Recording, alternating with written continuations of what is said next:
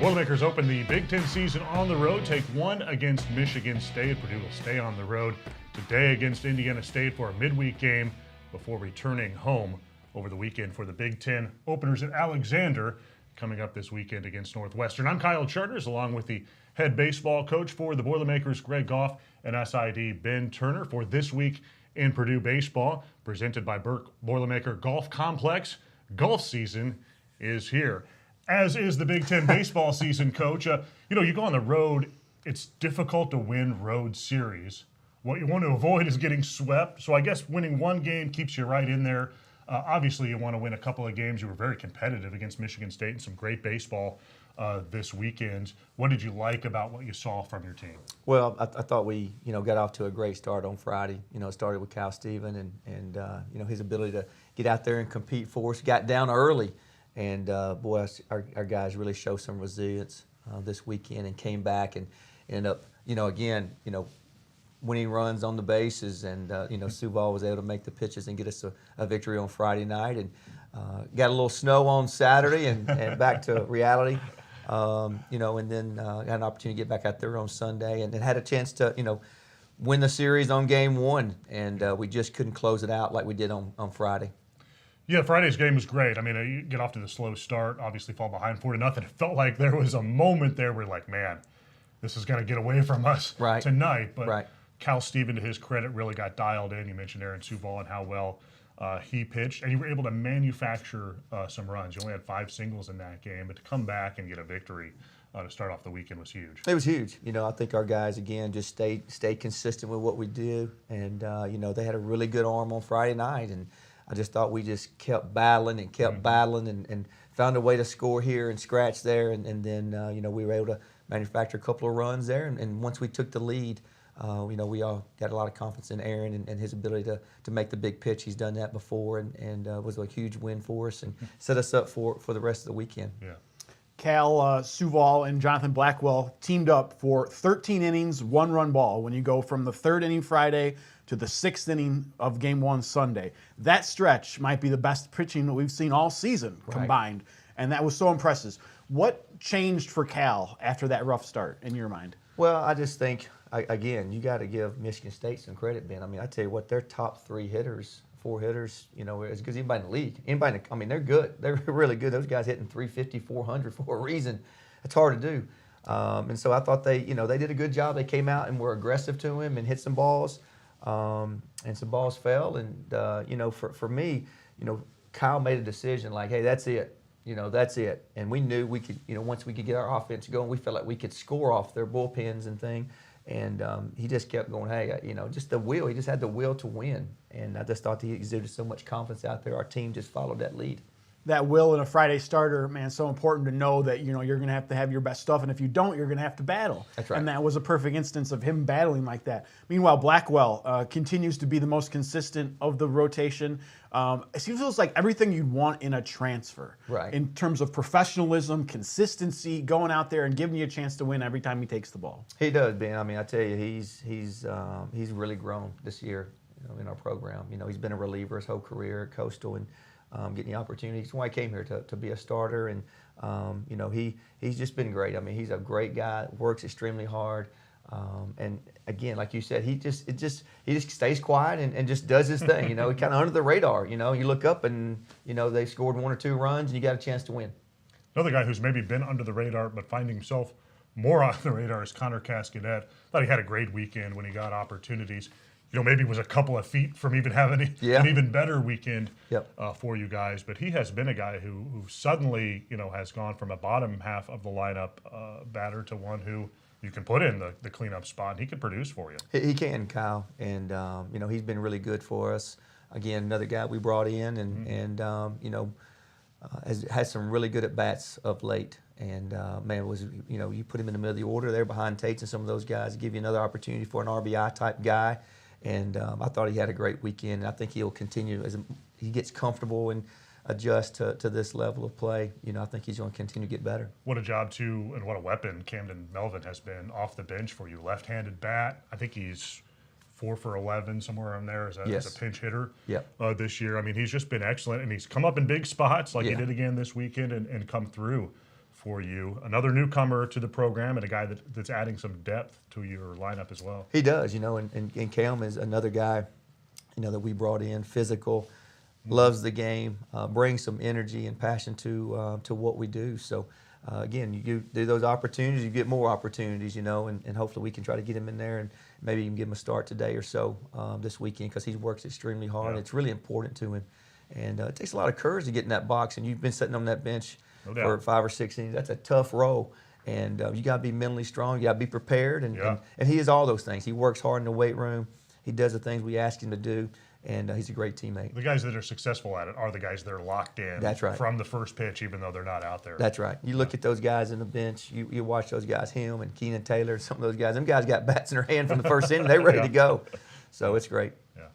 You got a chance to put Keenan back in the lineup, coming back from injury. Sam Franco, same story. He starts the finale of the series, had a double, nice catch in right field. Yep. So back to full strength, it feels like, or at least close to Getting it, close. as conference play is really going to start heating up. We do, Ben, and a lot of folks probably don't understand that aspect of it. We've had a number of injuries early on that I feel like we're getting closer to the team that we had on paper early in the year.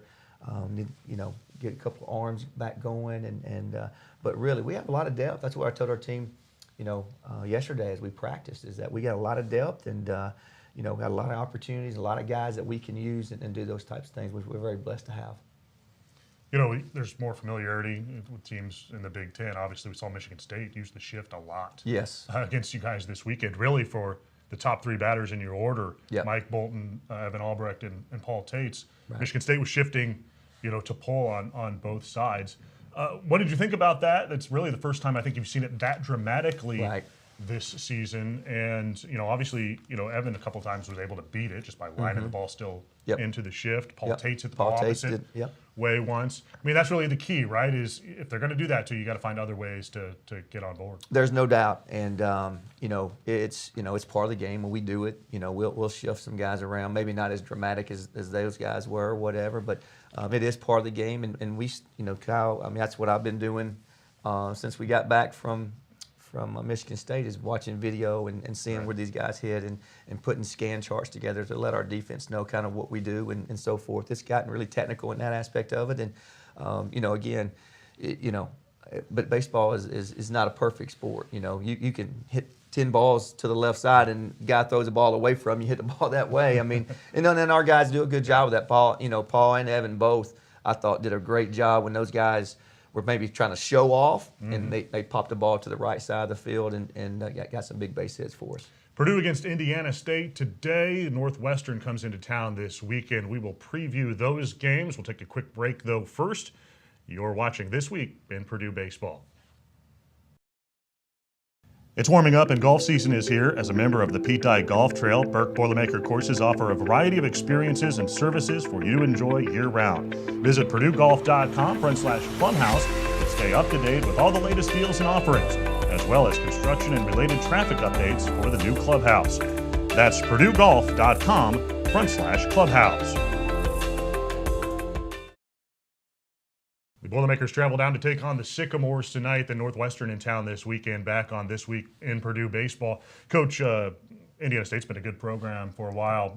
We'll play down there tonight, return trip here in a few weeks by the Sycamores back up here to Alexander. This is a nice matchup because it is a quality opponent to play in the middle of the week. It is, Coach does a great job. He did really well, and it'll be a really good test for us. Again, I think our schedule really has really improved, and that's what we want. That's what I wanted this year for these guys, and he does a really good job. He's won a lot, and they've had a great program traditionally. Started with Bob Warren back in the day, and it's continued to see some really good coaches come through there, and Mitch does a great job. We got a lot of respect for him and his staff. I've been watching their film for the last 2 days, and they're good, and they're really good. They swept Valpo this weekend, a big conference series for them. And they played some really good competition. So I'm excited about the opportunity of getting down there. It's going to be a great game. Should be a great afternoon game for us.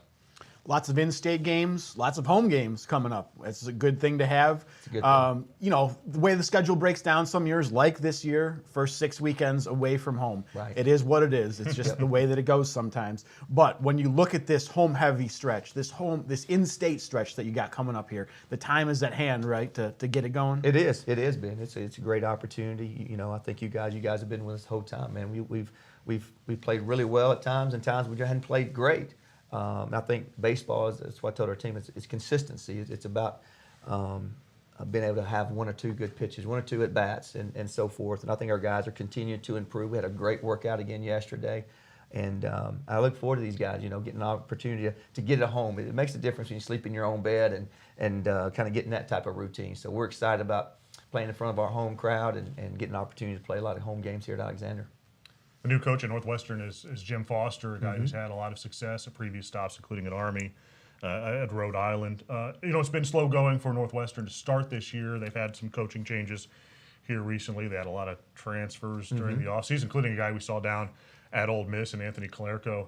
But, you know, they've been on the road a lot, as we have. That's right. Sort of battle-tested. Right. What are some of your thoughts on Foster as a coach? Do you know him very well? And, you know, sort of this Northwestern program as it tries to get going again. Right. Well, he will. He'll get it going. He's won everywhere he's been. And, you know, he's had some transition and some things, I think, been tough this first year with his staff and things like that. But Jim does a great job. He'll do an excellent job at Northwestern. It takes time. It just takes time to build those types of things.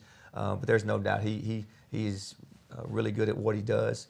Their team, as you watch them, they're prepared each weekend.